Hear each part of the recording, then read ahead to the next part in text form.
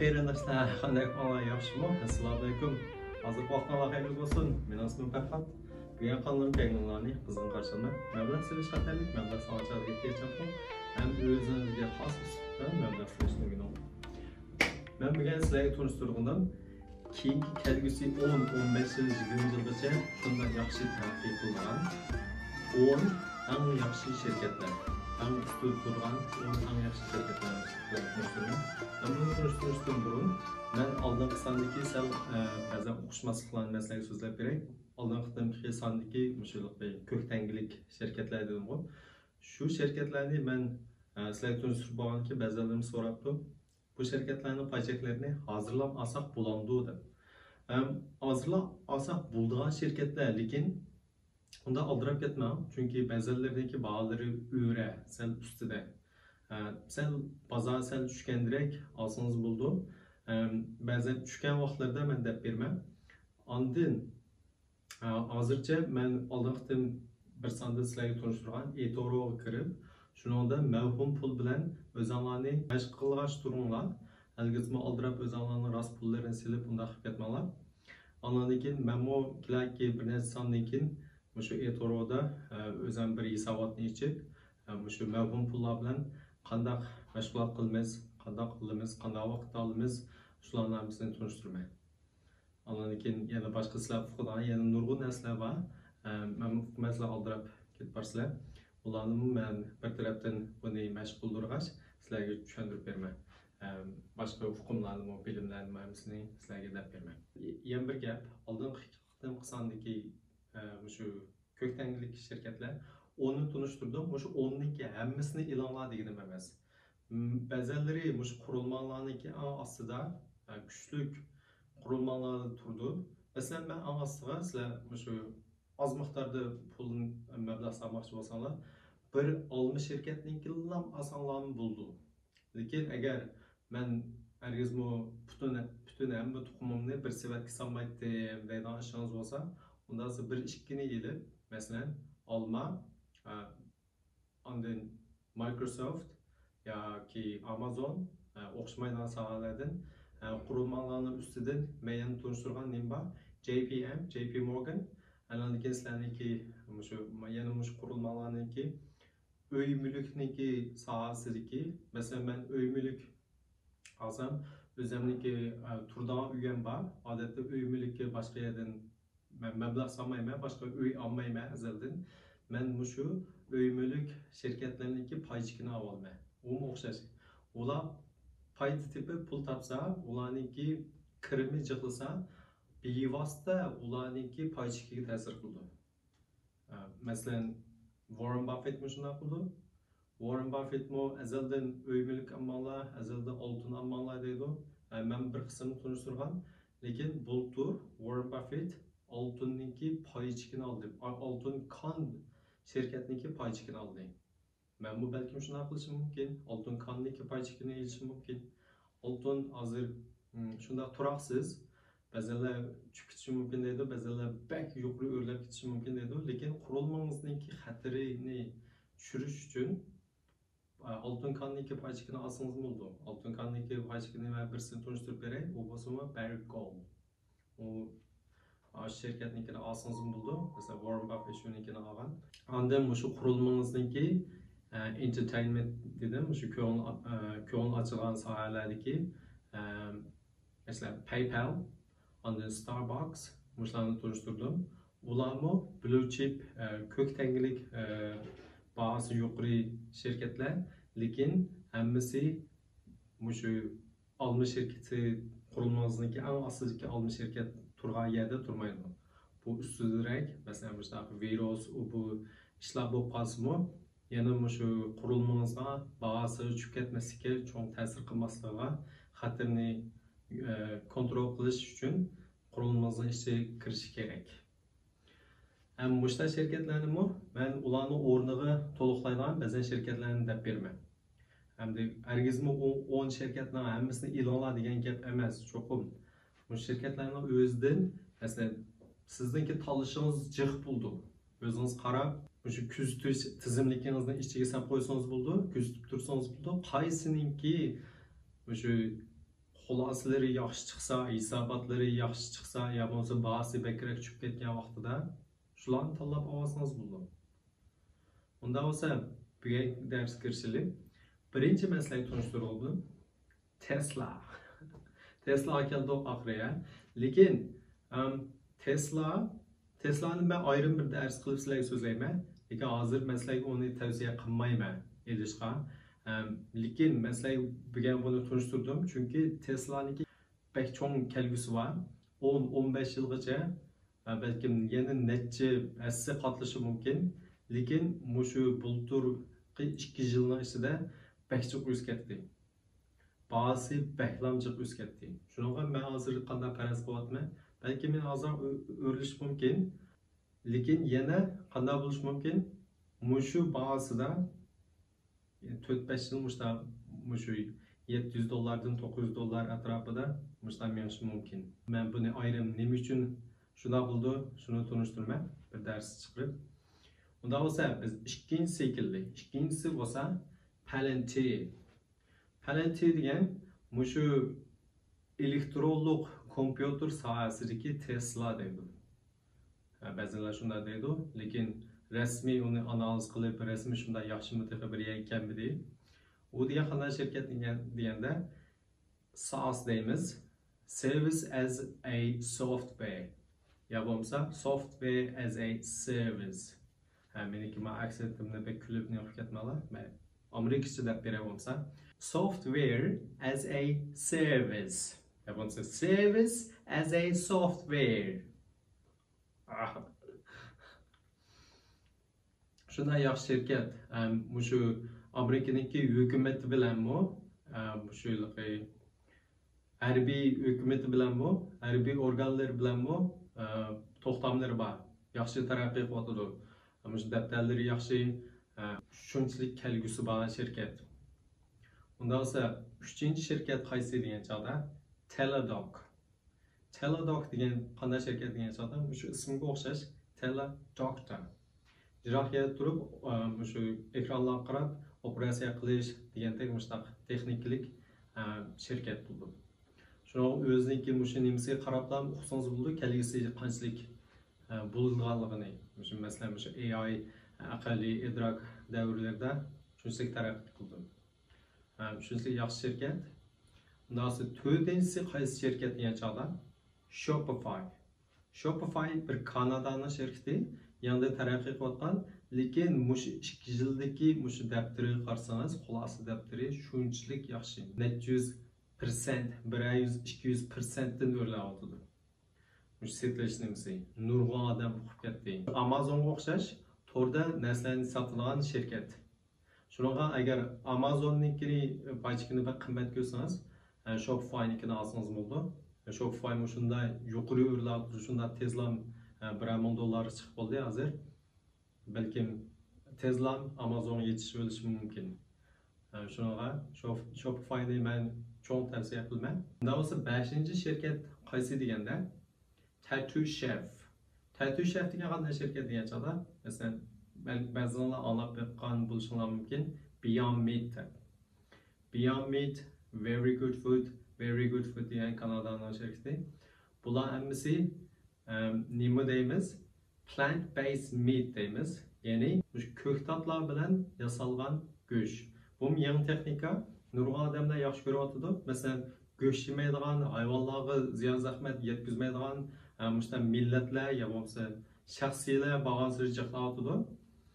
Bular mushu shirkatlarniki mushu go'shtlari bularni qiziqtiryapti. Shunchalik bozorga chiqib bordi. Bumi amaliyotda mushu ko'ngil ichish yo bo'lmasa tamoq sohalarniki qatori kirsa bo'ldi. Agar Starbucks'nikini men aldaqdan tunishgan Starbucks'nikini yaxshi ko'rsangiz, buni solsangiz bo'ldi, kelgusi yuqori. Lekin xatri cho'ng hozircha rasmiy bir turaqliq emas. Shunga o'zingiz o'ylashni qilsangiz bo'ldi.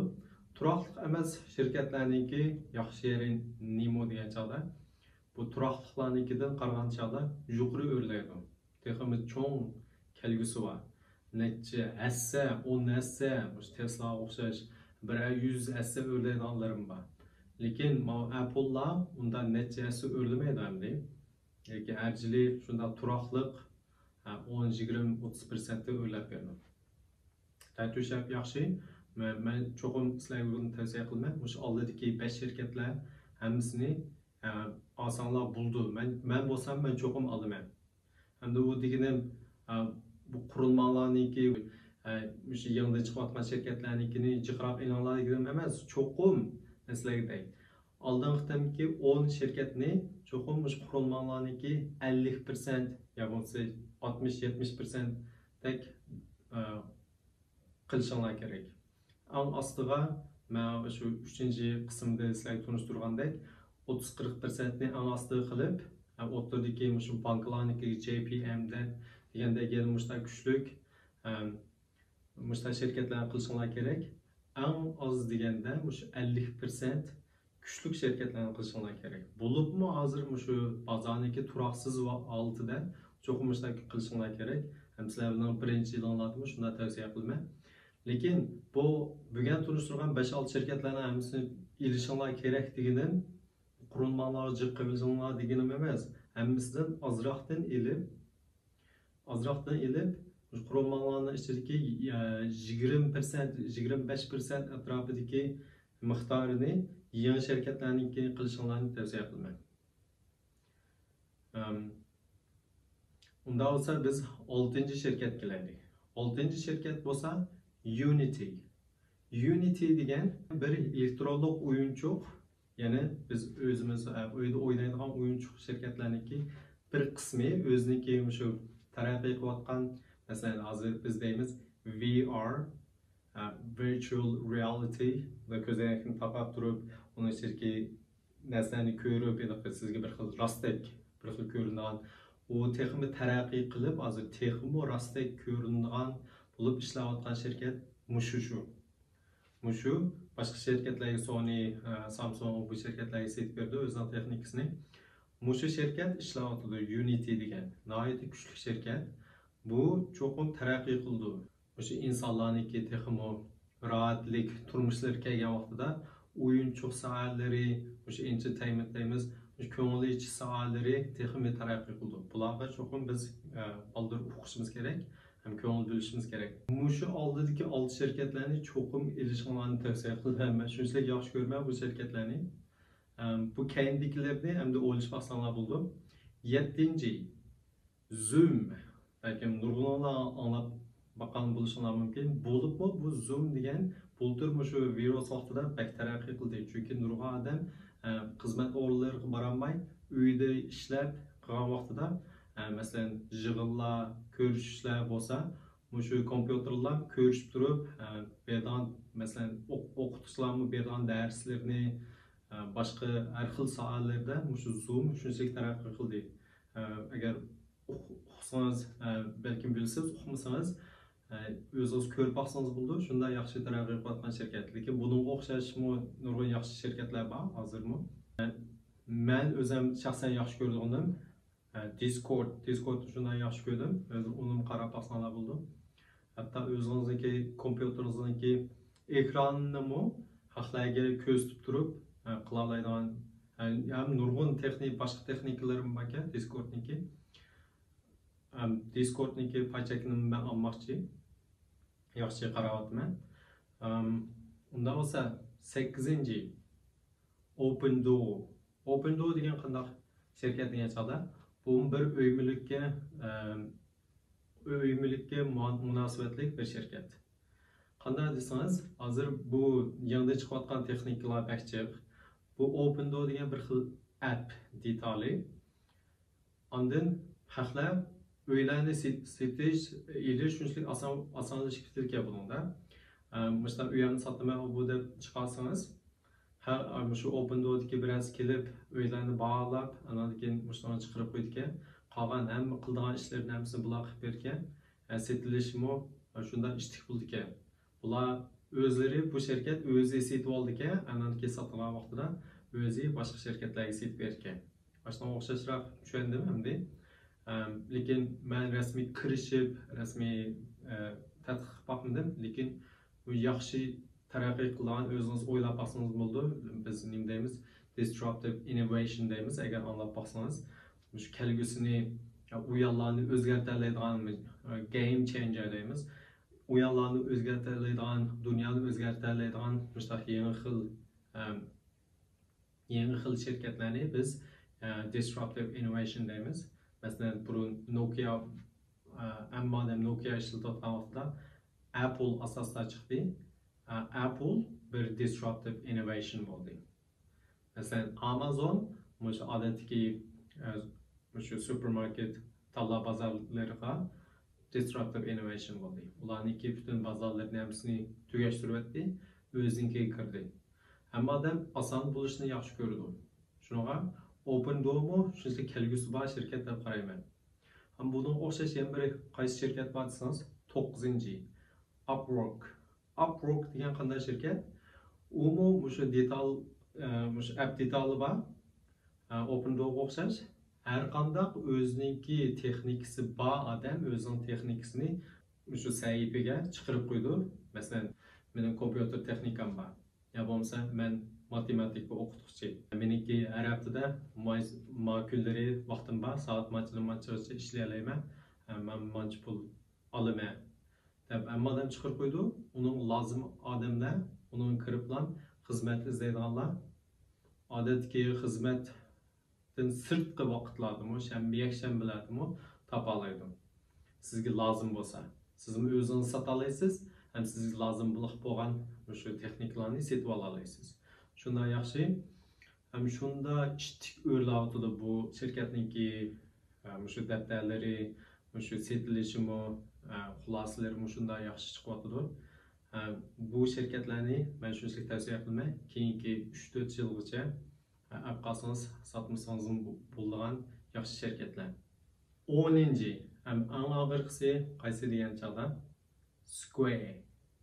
Square degan mush PayPal'ga o'xshash, mushta telefoningizdagi detal bilan pul to'lay olasiz, karta va bu narsalar ketmaydi.